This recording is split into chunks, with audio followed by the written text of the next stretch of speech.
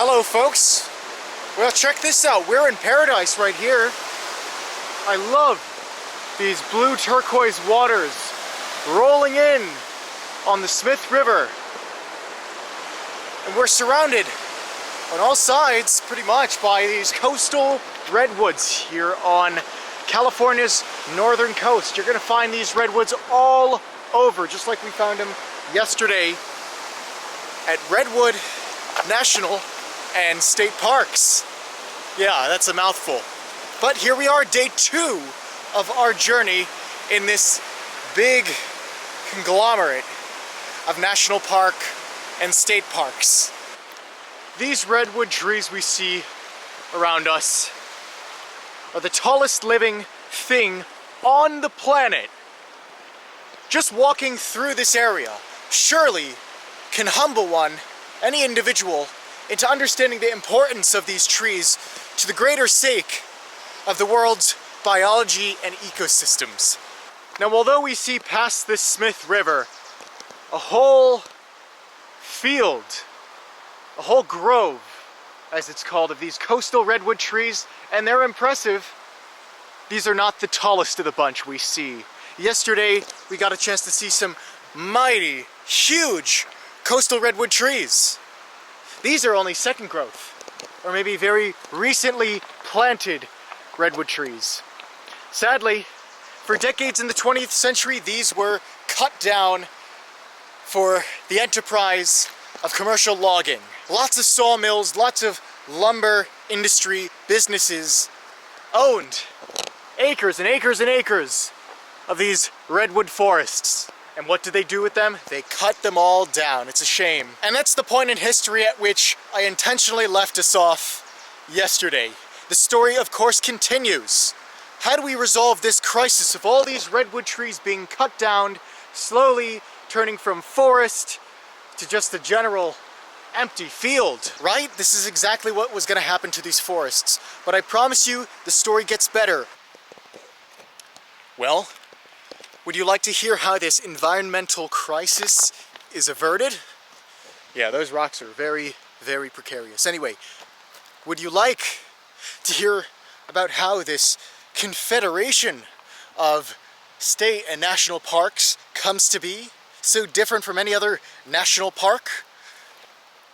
Or would you simply like to just see more of this spectacular, amazing coastal California geography? Well, come on in, join the fun as we explore our second day here at Redwood National and State Parks.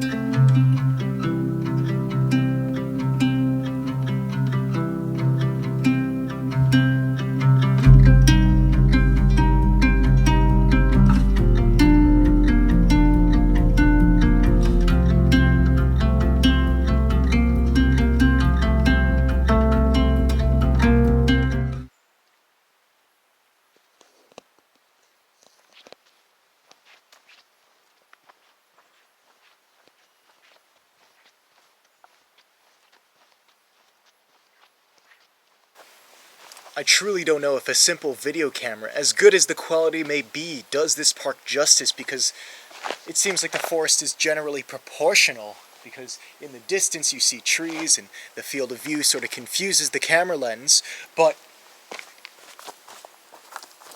this is ridiculous. Look at this. This tree is huge. Honestly, we are just so small compared to these behemoths.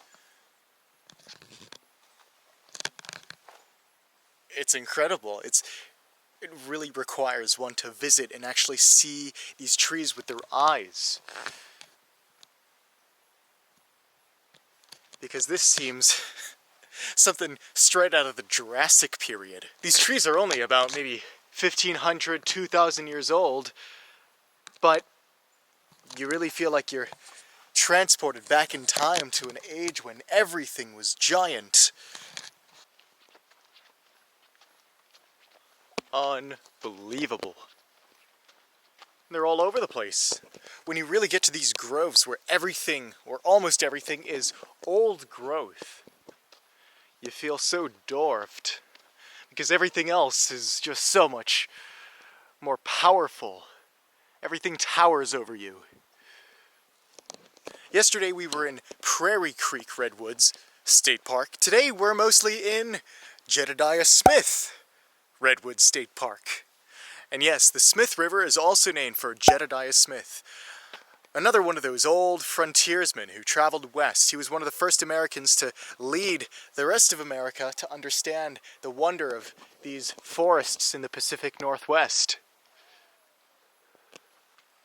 Honestly, you're going to see so many different trailheads leading you this way, that way, but to me it really doesn't matter as long as you are face to face, or face to trunk rather, with all of these giants. It doesn't matter. Have fun, have at it, go on any trail you want.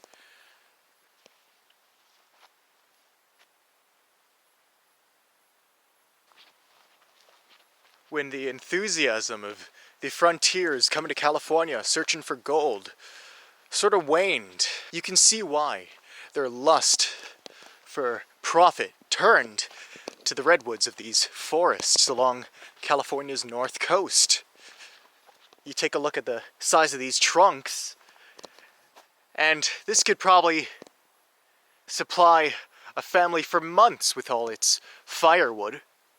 So of course, not just firewood, but anything that needed wood, the people went to the redwoods for them.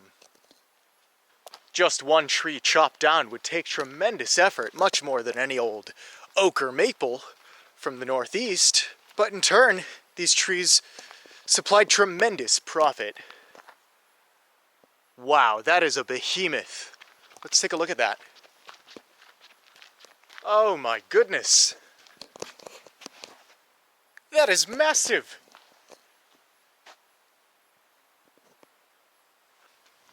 Now, with these trees falling to such demand, it was only a matter of time before grove after grove after grove was chopped down and cleared away. So all of this, had it not been for various conservation efforts, well, it could have been chopped down ages ago.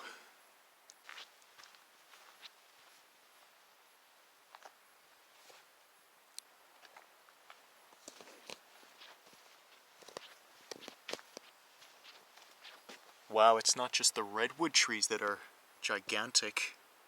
Even all the critters probably teeming around this park are giant too. There's this little banana slug that I found at just one of these little logs. It's a shame they're defaced with initials. These ancient creatures are just getting disrespected all over, but it's nice to know that life is all abundant here. So, thus far in this park's history, we have a big problem on our hands. These groves are disappearing left and right. Trees are being cut down for timber purposes. For goodness sake, there's even a highway dedicated to the transportation of these raw materials that stretches today from San Francisco all the way up to Oregon. It's not looking good for these trees. But what happens? In 1918, the Save the Redwoods League was founded with one mission: save the redwoods. This organization was founded by ordinary people who had a love for the nature around this area and knew that it was either now or never to save these precious forests. Little by little, they urged the public. They spread awareness about the endangerment that currently befell on these forests from these private lumber companies. So now, luckily enough, the Save the Redwoods League had done what they needed to do, and they amassed acres and acres of previously private-owned land. So just think about it. All of this land right now could have been severely endangered, but the Save the Redwoods League did what the intended to do, and they saved all of these redwoods. Now that they had all of this land, what did they do? How would they save the redwoods? It would have been a lot more complicated if it was just in this private trust. It would have been a lot more expensive to maintain these lands and preserve and fulfill their mission. So instead what they did was they gave it to the state of California to manage as a state park.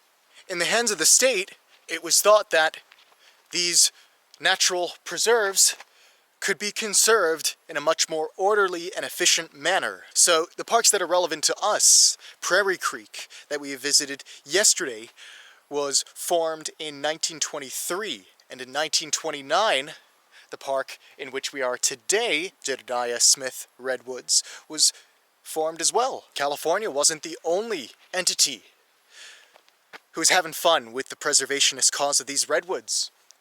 The National Park Service, decades later, decided to set up Redwood National Park, sort of as a buffer zone around these several state parks and state wildernesses and preserves. Redwood National Park was made official in the year 1968, and 10 years later, the park itself was expanded.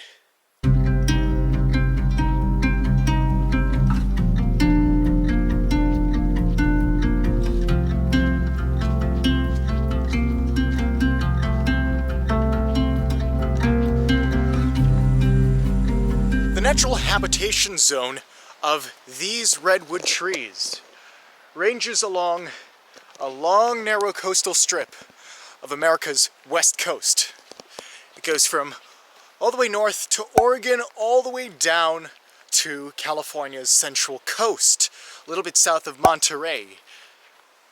Sadly though, only 5% of all the redwoods on Earth are old growth. Most of them are recently planted. This is due to just the long history of logging on this Redwood Coast. Sadly enough, there could have been a lot more of these giant titans of nature, but that's what humans do.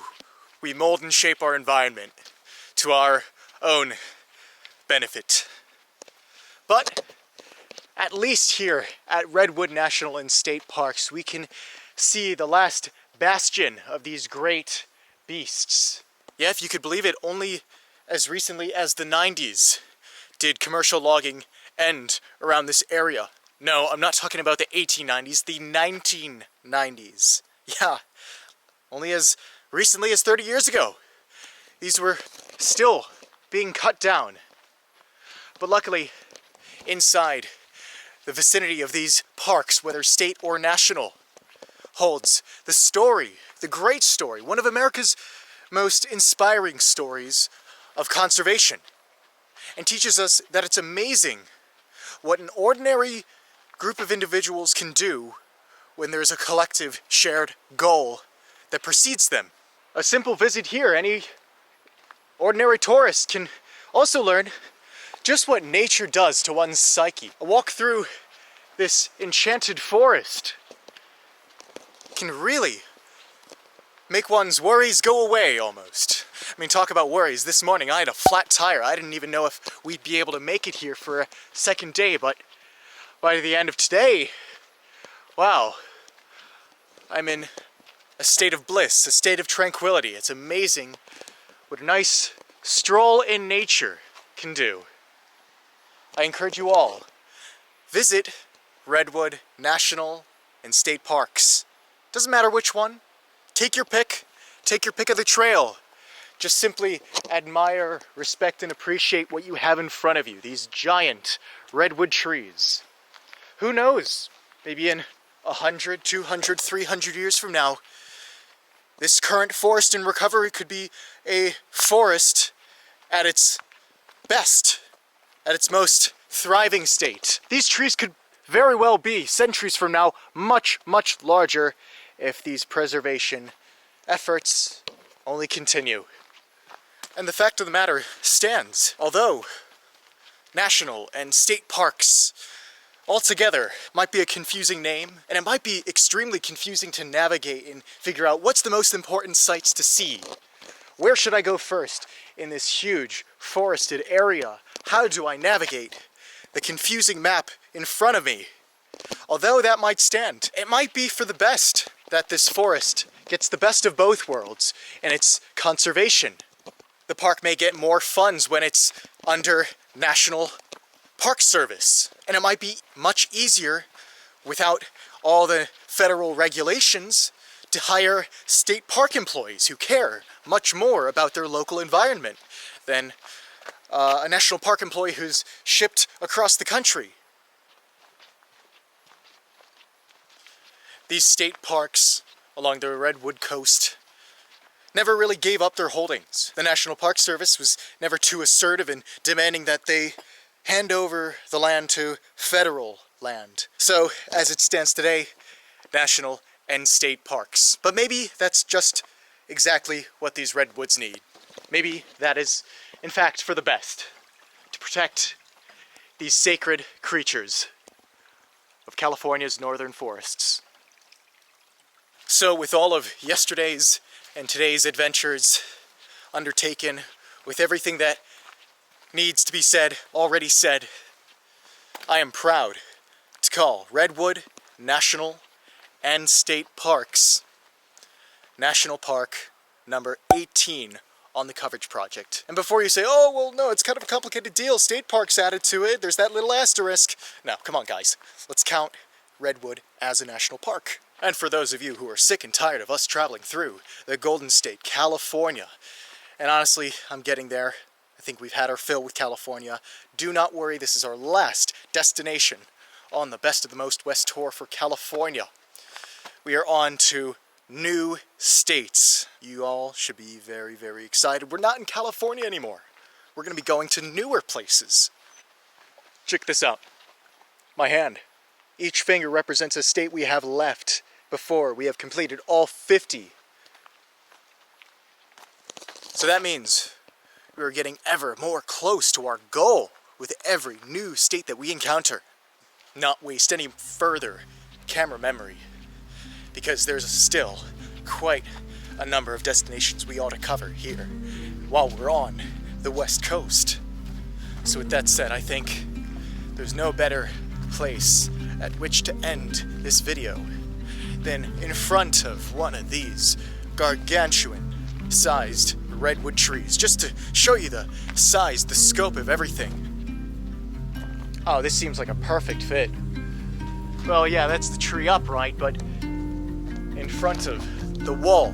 No, rather, one redwood log here at Redwood National and State Parks. More travels to come. I will see you at the next location. Goodbye, California.